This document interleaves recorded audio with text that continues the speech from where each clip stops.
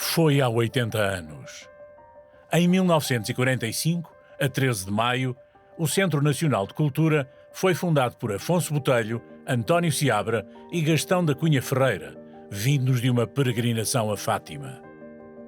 Passava uma semana sobre o fim da Segunda Guerra Mundial na Europa. Desde o primeiro momento, as ideias novas e a modernidade estiveram bem presentes no CNC.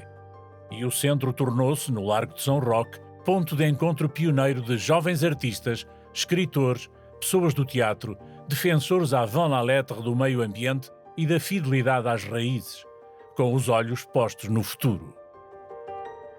Sara Afonso foi a primeira mulher no centro, graças à participação de Almada Negreiros. Este e Fernando Amado fizeram do tempo novo a regra e o princípio.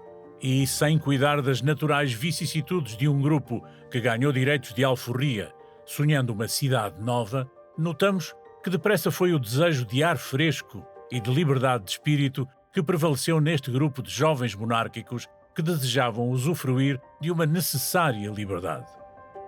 Tudo começou logo em 1946 com um grupo de teatro que levou à cena A Caixa de Pandora, com Fernando Amado, Rui Sinati, João Maria Bravo e Vasco Futcher Pereira. Houve uma rádio de curta duração, mas foi muito importante uma auspiciosa exposição de arte moderna com Almada, António da Costa, Eduardo Viana, Carlos Botelho, António Lino e Cândido Costa Pinto. Nesta primeira fase, o centro andará com a casa às costas, sucessivamente na Rua da Horta Seca, na Rua do Ataíde e na Rua do Loreto 42, primeiro andar, até 1952, a altura em que assenta armas e bagagens na Rua António Maria Cardoso, número 68. Era presidente da direção João Camossa Saldanha. São aprovados os estatutos com Gonçalo Ribeiro Teles. Têm lugar cursos sobre a saudade, com Afonso Botelho, a que se seguem conferências marcantes de Delfim Santos e Gabriel Marcel. Presidem aos destinos do CNC Adriano Vaz Pinto e António Seabra. Até que, a partir de 1957, a figura marcante passará a ser Francisco Sousa Tavares, que se afirma contra todo o conformismo. Foi ele quem primeiro definiu o centro como humanista e um lugar de autonomia e de criação, de liberdade e de inteligência. E Gonçalo Ribeiro Teles ligou a revista Cidade Nova à natureza e à terra. Para a realização de sessões e conferências, à falta de cadeiras, usavam-se cestos de vime. Em 1954, o grupo de teatro leva à criação da Casa da Comédia, centrada no grupo Fernando Pessoa, com a peça O Marinheiro, que realiza em 1962 a memorável turnê no Brasil, onde encontrou Manuel Bandeira, Carlos Drummond de Andrade, Vinícius de Moraes e Cecília Meireles. Sousa Tavares e António Alçada Batista marcam por essa altura decisivamente o CNC, num sentido personalista, democrático e constitucional. Lourdes de Castro faz com José Escada a sua primeira exposição organizada pelo Centro. No CNC, reúnem-se os fundadores do Jornal 57, José Marinho, Álvaro Ribeiro, Afonso Botelho, Orlando Vitorino e António Quadros, num tempo em que também se ouve a heterodoxia de Eduardo Lourenço.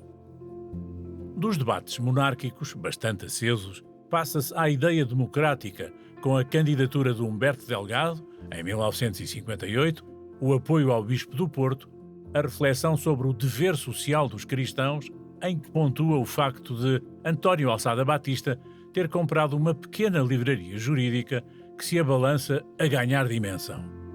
A aventura da Livraria Moraes e do Círculo do Humanismo Cristão. O Concílio Vaticano II e o tema da abertura democrática põem o centro no coração dos temas atuais e necessários. Em 1961, realizam-se as conferências de quinta-feira, sob impulso da nova presidente da direção, Helena Cidade Moura. São convidados como oradores o padre Manuel Antunes, Joel Serrão, Virgínia Rau, Vitorino Magalhães Godinho, Rui Belo, Adérito Cedas Nunes, David Marão Ferreira, Luís Francisco Rebelo. Alçada Batista cria, a partir de 1963, as revistas O Tempo e o Modo e Concilium. A ação começa na consciência. A consciência pela ação insere-se no tempo. Assim, a consciência procurará o modo de influir no tempo. Por isso, se a consciência for atenta e virtuosa, assim será o tempo e o modo. Proclama a fórmula de Pedro Taman. João Bernardo da Costa, Alberto Vaz da Silva e Nuno Bragança apontam caminhos novos na criação e na crítica literárias. De Agostina a Jorge de Sena, há novos valores a considerar. Nasce a resistência cristã com Nuno de Bragança, José Pedro Pinto Leite e João Bernardo da Costa. O início da Guerra da África e a invasão de Goa suscitam reações contraditórias, mas a exigência de liberdade torna-se premente. Depois do fecho da Sociedade Portuguesa de Escritores, pela atribuição do prémio a Luandino Vieira pelo romance Luanda, Sofia de Melo Brainer assume a presidência e torna o centro um lugar de resistência intelectual. Perfeito é não quebrar a imaginária linha. Exata é a recusa e puro é o nojo. Henrique Martins de Carvalho exerce as funções de Presidente da Assembleia Geral, onde se manterá até 1974. Coincidindo com as crises académicas e com a presença marcante no CNC de Sofia de Melo Brainer e Francisco Sousa Tavares, jovens universitários tornam-se presença assídua. Jorge Sampaio, António Reis, Jaime Gama, José Luís Nunes, Eduardo Prado Coelho, Gastão Cruz, Fiammace Paz Brandão, Nuno Júdice, Jorge Silva Melo, Luís Miguel Sintra. Com a presidência de Francisco Lino Neto, realiza-se o primeiro encontro nacional de críticos de arte. Contesta-se a Guerra do Vietnã. José Manuel Galvão Teles preside ao centro e Joana Lopes é membro da direção. É o marcelismo. Jorge de Sena vem falar. Na Sociedade Nacional de Belas Artes organiza-se o ciclo Lusitânia Quo Vadis. Há cargas policiais e detenções. Há dirigentes presos e o debate democrático é vivo e intenso, com Sousa Tavares a regressar à presidência. Vemos, ouvimos e lemos. Não podemos ignorar, diz Sofia numa vigília de cristãos na igreja de São Domingos. E nada pode ficar como dantes. Em 1970, António Alçada Batista e Nuno Teotónio Pereira trazem para o centro a Associação para a Liberdade da Cultura, presidida por Pierre Emmanuel.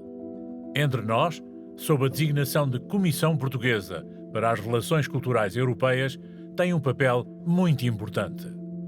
Entre 1970 e 1974, António Alçada Batista, José Cardoso Pires e João de Freitas Branco assumem rotativamente a presidência do Centro Nacional de Cultura, cabendo a João Bernardo da Costa a função de secretário permanente.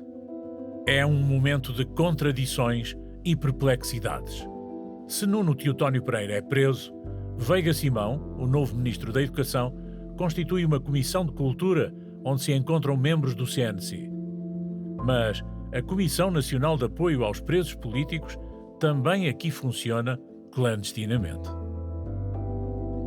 Um dia, Frei Bento Domingues é convocado para a PIDE e diz que na Rua António Maria Cardoso só conhece o Centro Nacional de Cultura. É a democracia que começa a afirmar-se. A liberdade de imprensa é defendida como essencial. Há cursos livres sobre temas proibidos. Realizam-se os jornais falados. Uma sessão com José Afonso é proibida e acaba em carga policial. Em 25 de abril de 1974, chega a democracia. Sofia escreve: esta é a madrugada que eu esperava, o dia inicial inteiro e limpo, onde emergimos da noite e do silêncio e livres habitamos a substância do tempo. Francisco Sousa Tavares está, em 25 de abril de 1974, no Largo do Carmo, na primeira linha da defesa da liberdade, como sempre estivera. É o primeiro civil a falar publicamente. A legalização dos partidos políticos faz o CNC interrogar-se. José Augusto França, à frente dos destinos do centro, instala aqui o Departamento de História da Arte da Universidade Nova e permite a sobrevivência. José Régio inspira um novo tempo. davam grandes passeios aos domingos. Helena Vaz da Silva assume a presidência do CNC com a direção da Raiz e Utopia, entre 1977 e 2002, plena de entusiasmo e de novíssimas ideias. Inicia-se uma nova fase de debates, de percursos, de 1000 projetos sobre o património cultural e sobre a presença portuguesa no mundo. António José Saraiva e Eduardo Lourenço fazem da liberdade de pensamento um exercício de crítica e de recusa de lugares comuns. A psicanálise mítica do destino português e os filhos de Saturno desenvolvem-se como sinais de controvérsia e diálogo. A educação, a ciência, a cultura, as artes são poderosos fatores mobilizadores. Jovens cidadãos sobre rodas. Os portugueses ao encontro da sua história. O património cultural como realidade viva. As bolsas de jovens criadores e Criar Lusofonia ligam-se ainda à formação nos temas europeus, no turismo cultural e nos roteiros patrimoniais. Os Caminhos de Fátima constituem uma iniciativa no âmbito dos roteiros do turismo religioso que o CNC tem coordenado, sob a inspiração de Gonçalo Ribeiro Teles. O Centro teve ainda a responsabilidade das Jornadas Europeias do Património do Conselho da Europa e aqui nasceu e concretizou-se a Convenção de Faro do Conselho da Europa sobre o valor do património cultural na sociedade contemporânea, assinada em 2005, ratificada e em vigor desde 2011.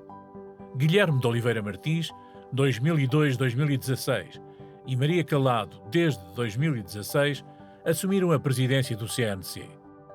A partir de 2012, a quando da realização do Congresso da Europa Nostra em Lisboa, no Mosteiro dos Jerónimos, com a presença dos príncipes das Astúrias, foi instituído com a Europa Nostra o Prémio Europeu Helena Vaz da Silva para a divulgação do património cultural, cuja lista de premiados é a seguinte: Cláudio Magris, Oran Pamuk, Jordi Saval, Eduardo Lourenço e Jean Plantureux, Plantu.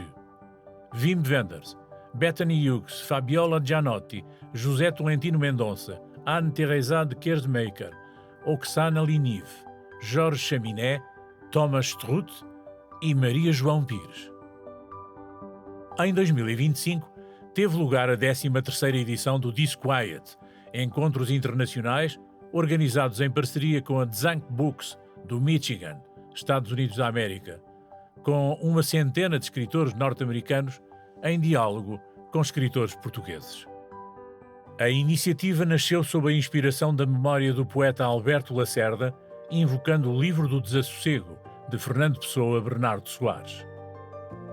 Ao celebrar 80 anos de vida, o Centro Nacional de Cultura constitui, pela continuidade e pela presença marcante, um exemplo que merece evocação e que tem merecido reconhecimento. Recebeu vários prémios e medalhas, sendo a mais recente a Medalha de Mérito Cultural da Câmara Municipal de Lisboa. Entretanto, em diversas ocasiões, o CNC foi condecorado com importantes ordens portuguesas. Em 1995, a Ordem do Infante Dom Henrique. Em 2005, a Ordem da Liberdade. E já em 2025, a Ordem de Santiago da Espada, pelo mérito das suas atividades. Centro Nacional de Cultura, 1945-2025. 80 anos. Uma porta aberta para o futuro.